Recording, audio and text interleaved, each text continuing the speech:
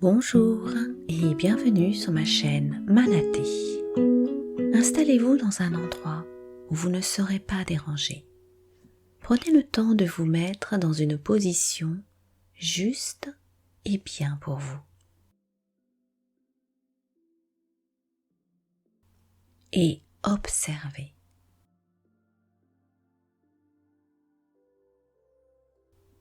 Ressentez ce qui se passe.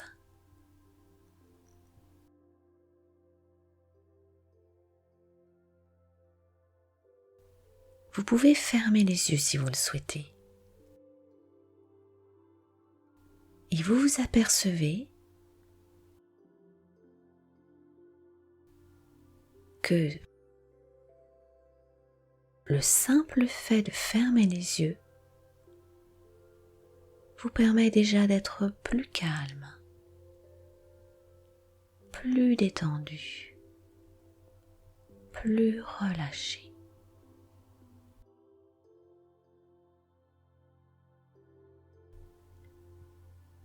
Et je vais vous demander de vous concentrer sur votre respiration. Vous ne devez pas essayer de la changer ou de la contrôler. Elle doit être naturelle. Laissez faire et observez l'air qui entre et qui sort de votre corps.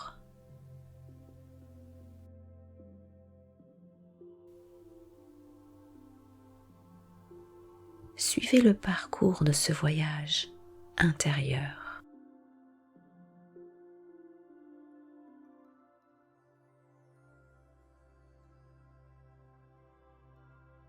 Je vais vous demander de ne surtout rien changer.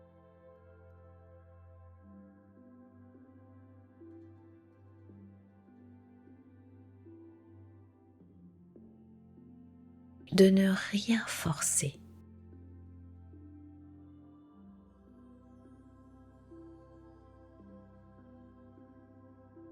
Vivez le moment présent.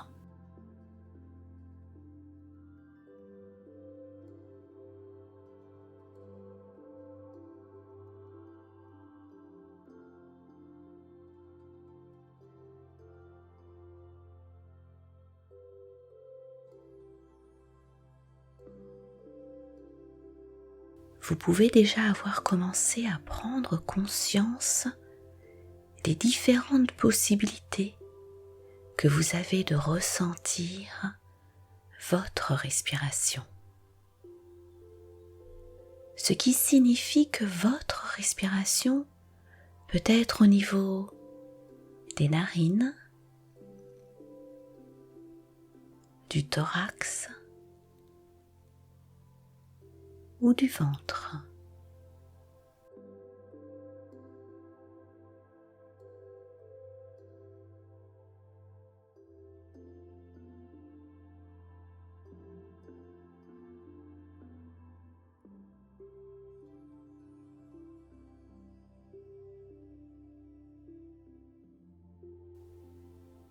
Que c'est vous qui choisissez ce qui vous convient le mieux.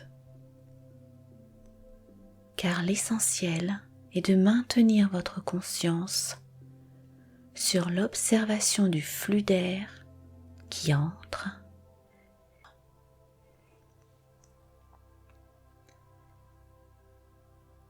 et qui sort de votre corps.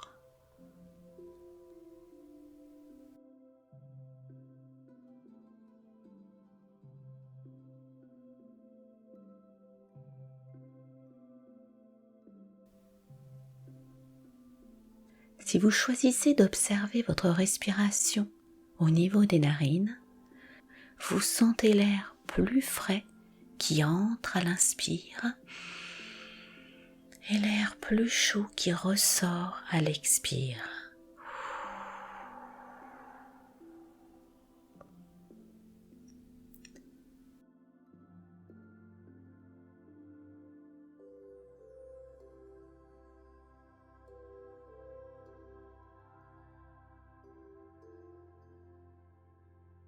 Si votre choix se porte sur votre respiration au niveau du thorax,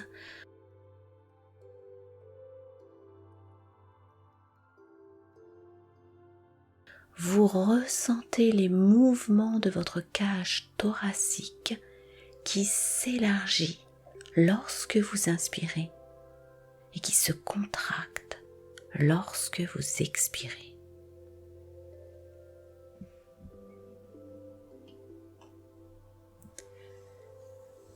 Si c'est la respiration par le ventre que vous avez choisie, vous pouvez suivre et ressentir votre ventre se gonfler et se dégonfler.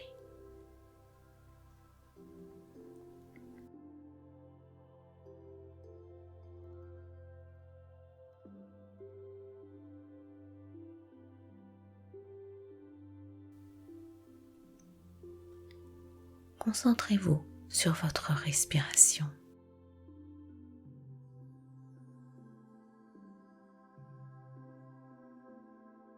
Observez les différentes sensations que vous ressentez.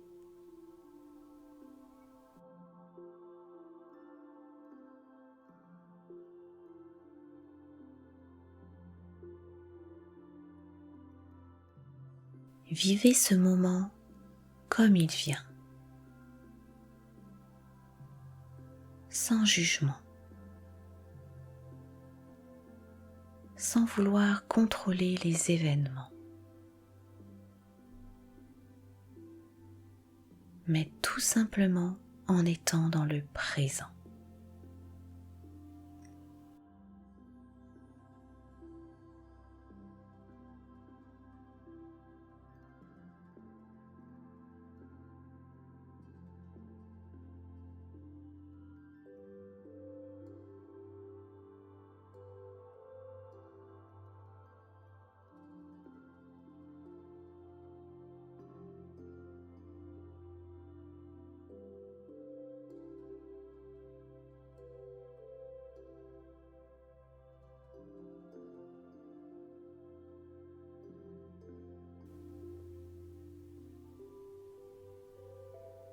Et si des images, des pensées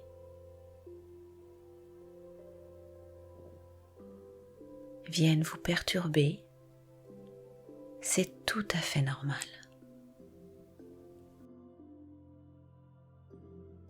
Ne vous jugez pas et souriez.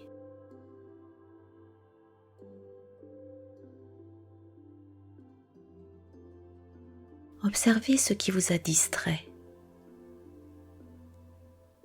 Ramenez doucement et délicatement votre conscience à votre respiration. Et si cela se produit plusieurs fois, ramenez avec délicatesse votre esprit à l'observation de votre respiration et toujours avec bienveillance, mais fermeté.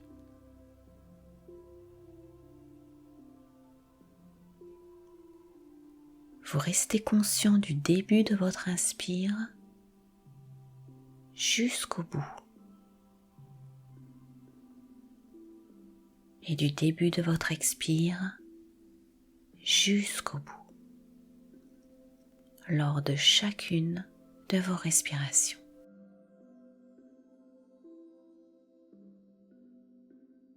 Et vous êtes pleinement conscient des différentes sensations qui se révèlent à vous.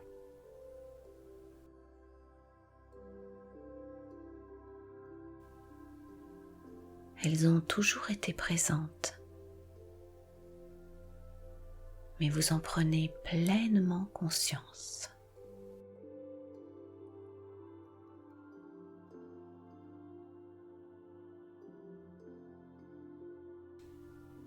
Tout en restant toujours concentré sur votre respiration, de l'air qui entre et qui ressort de votre corps,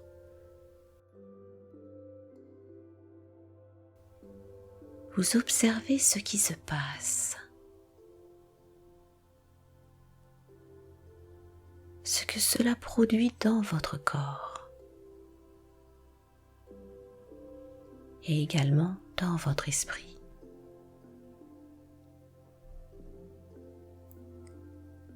Vous vous apercevez que vous ressentez plus distinctement les différents points de contact de votre corps avec le support.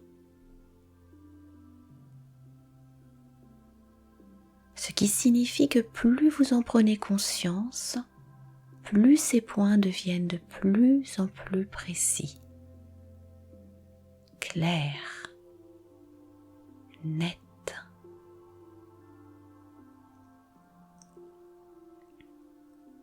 Maintenant, entrez en contact avec votre corps et laissez-vous penser se focaliser sur mes paroles.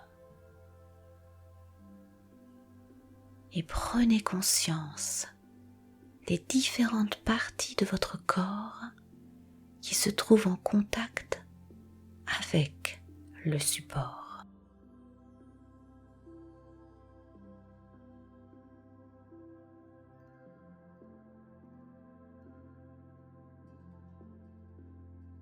Remarquez,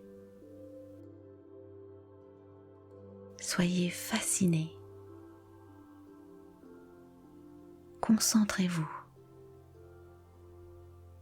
sur vos doigts de pied,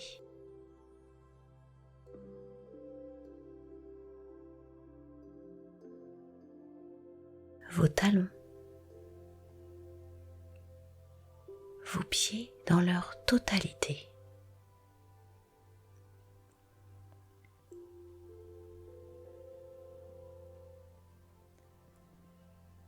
Vos mollets, vos genoux, vos cuisses, toutes vos jambes.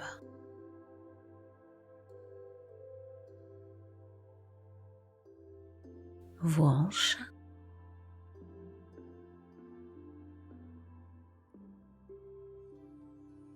votre dos,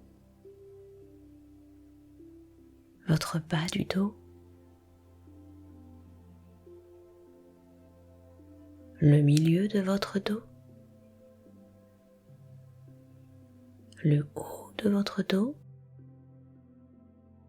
tout votre dos.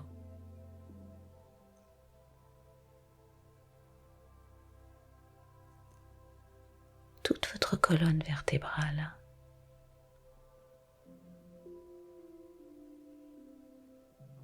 Vos avant-bras, vos coudes, vos bras,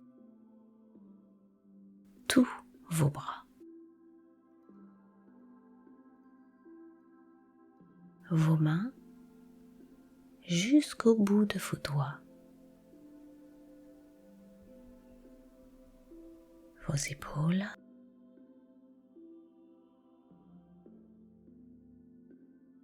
votre nuque, l'arrière de votre tête.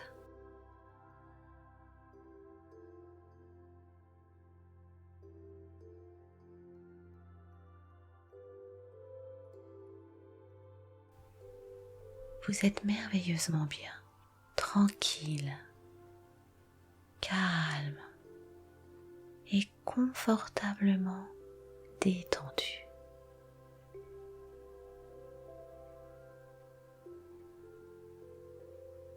Vous pouvez désormais vous laisser transporter au pays des rêves à l'aide d'une belle histoire. Vous n'avez rien à faire si ce n'est vous laisser guider par ma voix.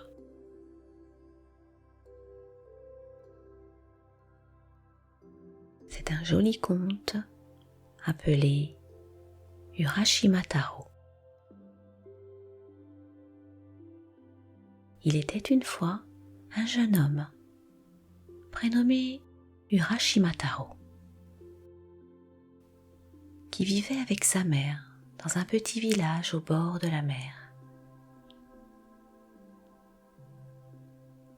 Tous les jours, il allait pêcher et il survivait ainsi avec sa mère grâce aux poissons qu'il capturait.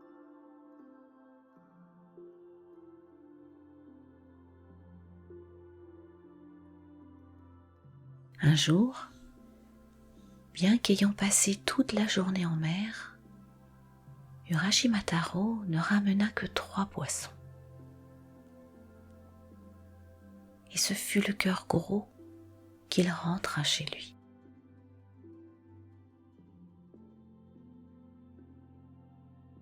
Sur la plage, un groupe d'enfants chahutait. Le jeune homme, se demandant ce qui pouvait bien les amuser autant, se dirigea vers eux.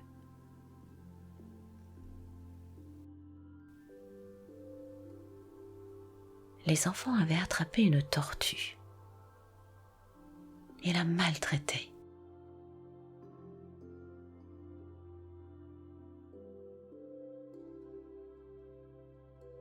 Urashima Taro avait bon cœur et il voulut sauver la pauvre bête.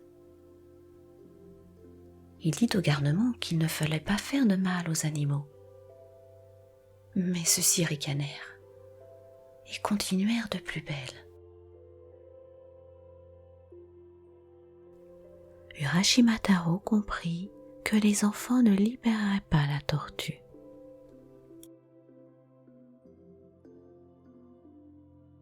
Et décida de l'échanger contre les quelques poissons qu'il avait pêchés dans la journée.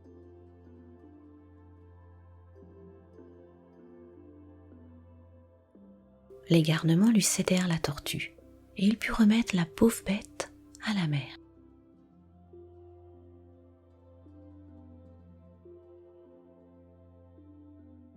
Elle partit vers le large et, tout en nageant, ne cessa de se retourner pour regarder Urashima Taro.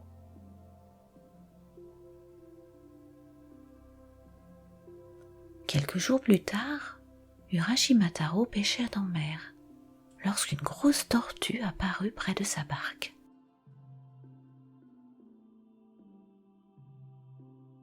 Le jeune homme stupéfait l'écouta.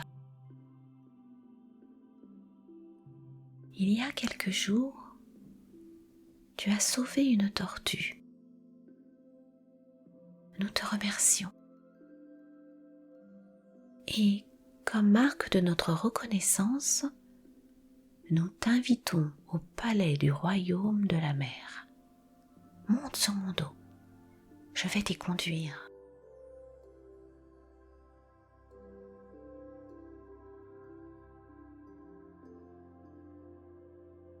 Urashima Taro s'installa sur la carapace de la tortue et il s'enfonça avec elle dans les flots. La tortue nageait,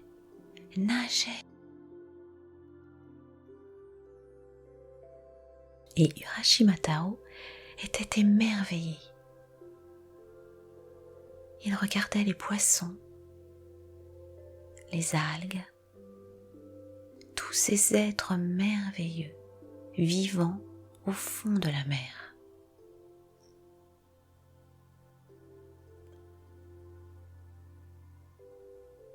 Ils arrivèrent au palais où tout était beau et magnifique, au-delà de toute imagination.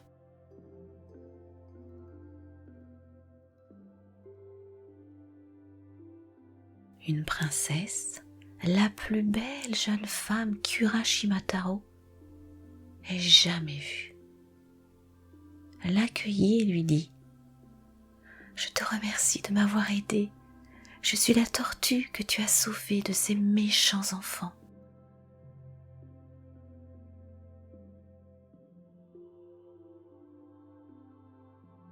Je voulais voir le monde du dessus de l'eau et pour cela, je m'étais changée en tortue.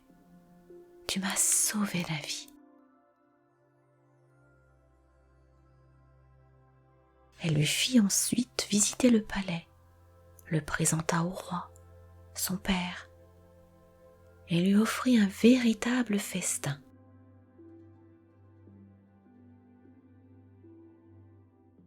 Urashimataro vécut ainsi heureux au palais, tout au plaisir de la vie au fond de la mer.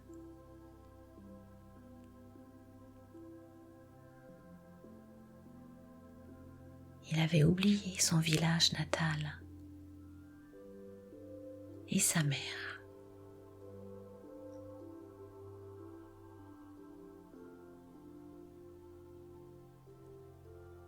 Trois années s'écoulèrent ainsi, comme dans un rêve.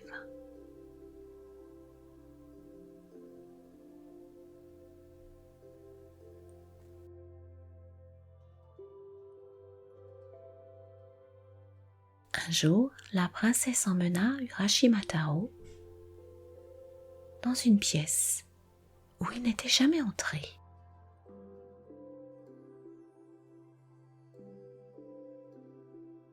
Un jour, la princesse emmena Urashimataro dans une pièce où il n'était jamais entré.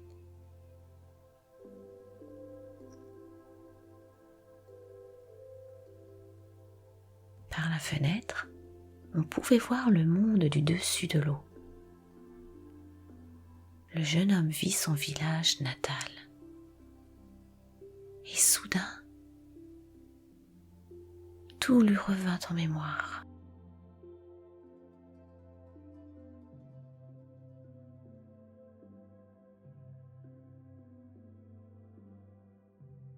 Il voulut rentrer chez lui et revoir sa mère.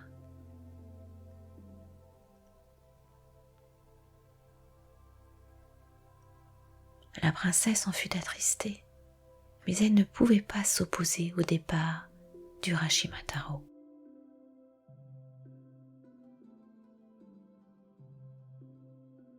Elle lui offrit en souvenir une cassette précieuse et lui dit :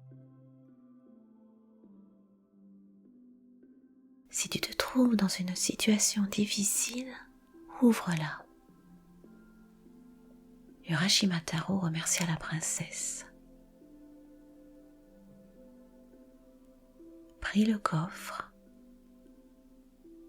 et s'installa sur le dos de la tortue qui devait la ramener dans le monde du dessus de l'eau.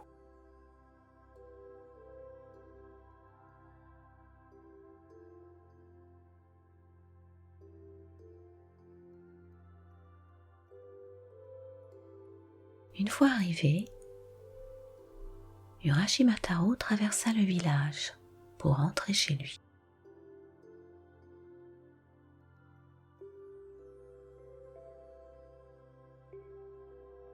Et un étrange malaise l'envahit.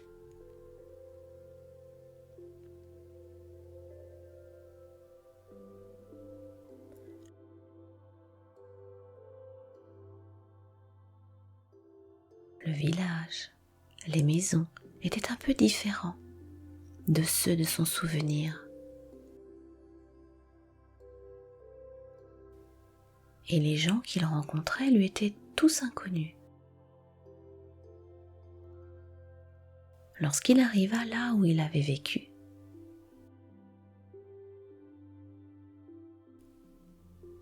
quelle ne fut pas sa surprise de voir qu'il n'y avait plus trace de sa demeure.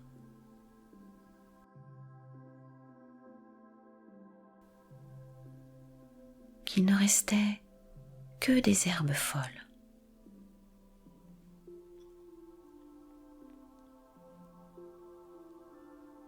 Il parcourut alors les rues en interrogeant les villageois, mais personne n'avait entendu parler de la maison d'Urashimataro.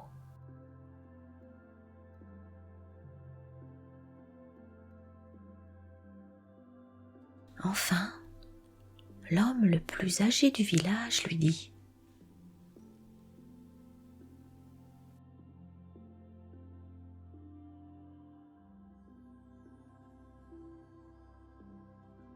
Urashima Taro, si mes souvenirs sont exacts, c'est ce jeune homme parti en mer et qui n'est jamais revenu.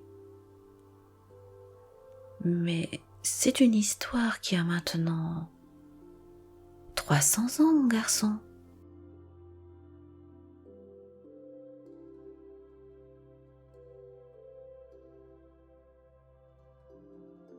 Urashima Taro comprit alors que les 3 ans passés au palais étaient en fait 300 années.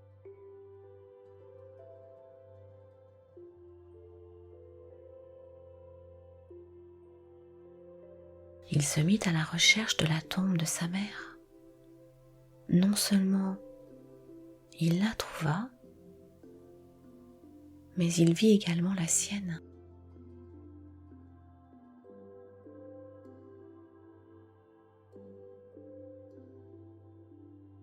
Le jeune homme fut terriblement triste à l'idée de ne plus jamais revoir sa mère.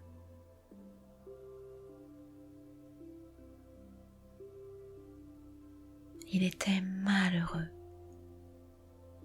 et se sentit si désespéré qu'il ouvrit la cassette que la princesse lui avait offerte.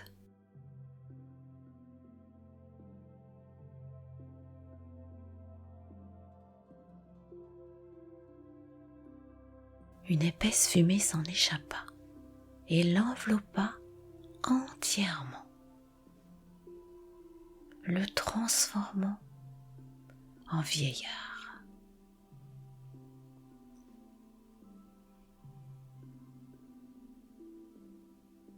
Alors, Urashima Taro, devenu très âgé,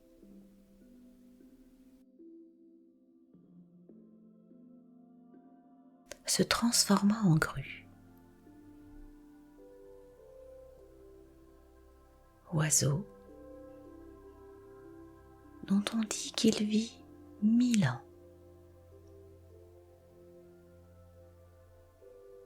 Et il s'élança dans le ciel.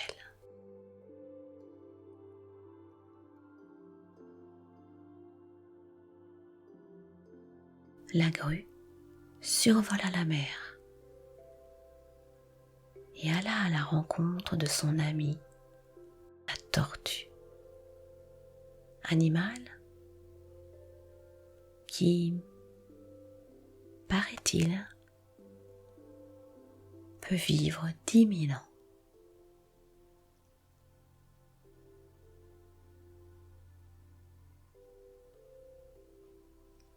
Des villageois qui se trouvaient sur la plage,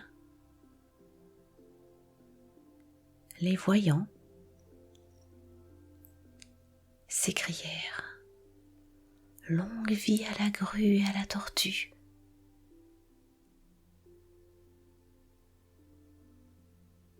et 10 000 ans de bonheur. Je vous laisse rêver à ce joli conte en vous souhaitant une douce et belle nuit.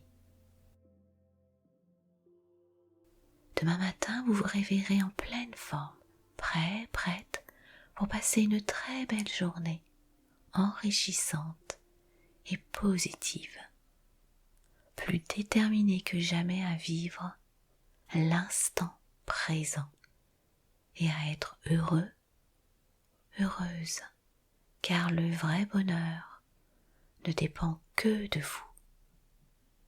Si cette hypnose vous a plu, n'hésitez pas à la partager et à vous abonner. Namasté.